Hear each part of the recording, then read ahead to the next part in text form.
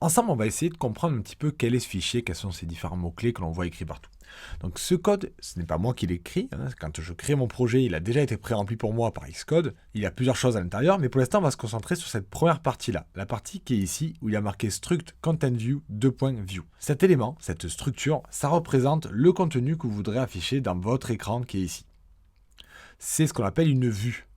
Mais par contre, cette vue, elle a plusieurs choses. Elle a, on va dire, de la mécanique interne qui n'est pas visible à l'utilisateur, et elle a aussi ce qu'on appelle un corps, qui est ce que l'utilisateur va voir afficher à l'écran. C'est ce qu'on voit en dessous, est marqué body. Body, ça veut dire corps en anglais. Pour les deux éléments dont je vous ai parlé, on voit des accolades. On a une accolade ouvrante ici pour l'écran entier, et on a une accolade ouvrante et une accolade fermante qui représentent le contenu du corps de l'écran. Si je regarde mon écran, on voit que dans le corps, il y a du texte. Vous êtes d'accord avec moi, il est marqué Hello World. Si je clique dessus, sur ce texte, ça me le sélectionne en bleu ici, et on voit que ça me l'a aussi sélectionné en gris à cet endroit-là. Dans l'autre sens, si je mets mon curseur par exemple ici pour désélectionner tout, et que je clique sur texte ici, regardez, ça me sélectionne automatiquement l'élément qui est là. En fait, ce qu'il faut comprendre, c'est que vous avez une synchronisation entre le code qui est marqué ici, et l'apparence graphique de l'aperçu qui est sur la droite. Vous aurez le choix. Soit vous pouvez coder les fonctionnalités en texte et elles s'afficheront là, en tant que développeur, soit vous pouvez changer les réglages avec certains éditeurs graphiques et ça va mettre à jour automatiquement le code qui est ici. Peut-être que lorsque vous débuterez, vous utiliserez beaucoup la partie graphique et vous regarderez le code évoluer tout seul. Et puis quand vous progresserez, vous ferez l'inverse, puisque vous allez petit à petit apprendre les différents mots-clés qu'il va générer pour vous. Et ensuite, peut-être que vous préférerez basculer sur une manipulation en code, ou peut-être que vous ferez toujours du moitié-moitié, c'est comme vous voulez. Mais l'idée de la création d'une application graphique avec SwiftUI, qui est le kit que Apple nous propose pour faire une interface graphique, c'est d'avoir du code qui représente des objets graphiques, mais vous pouvez soit les éditer en code, soit les éditer en graphique, c'est comme vous voulez. Alors parlons un petit peu de cette édition. Par exemple, le texte qui est ici, si je veux le modifier, eh bien, on le voit, il est présent ici, Hello World. Si je veux le mettre par exemple en français, marquer bonjour à tous. Vous voyez, quand je modifie le code ici, ça me modifie l'aperçu ici. Il n'y a pas besoin de brancher votre téléphone ou de lancer une application, de compiler. C'est automatique et c'est quasiment instantané. Ça dépend de la puissance de votre ordinateur, bien entendu. Si je veux utiliser la façon graphique, je peux cliquer sur l'élément qui est ici pour le sélectionner, ou cliquer ici pour sélectionner, c'est la même chose. Et ensuite, je vais afficher le volet de droite. Vous vous rappelez le volet qu'on a masqué tout à l'heure, je vais cliquer ici sur le bouton pour refaire apparaître le volet, et on retrouve plusieurs propriétés. Par exemple, on voit le texte ici, bonjour à tous. Si je veux enlever le point d'exclamation, je l'efface ici. Je valide en appuyant sur entrée et automatiquement, ça me l'enlève à la fois du code et de l'aperçu. Donc vous voyez, vous pouvez utiliser les outils graphiques et ça met à jour le code. Et on a même plusieurs réglages supplémentaires qui apparaissent graphiquement. Si vous voulez changer la police du texte, vous voulez la faire un petit peu plus grosse, je vais cliquer ici sur le sélecteur qui est à côté de font, qui veut dire police en anglais. Et on a plusieurs polices toutes prêtes, par exemple le titre pour faire quelque chose de très gros.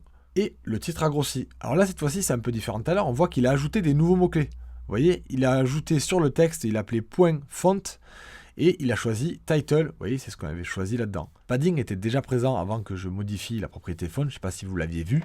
Et ce padding, il permet de gérer des marges. On peut ajouter des marges si on le veut sur le bord pour qu'il ne soit pas trop collé aux autres objets qu'il y a dans l'écran. Ces différentes propriétés qu'on voit ici, comme font pour la police ou padding, on appelle ça des modificateurs.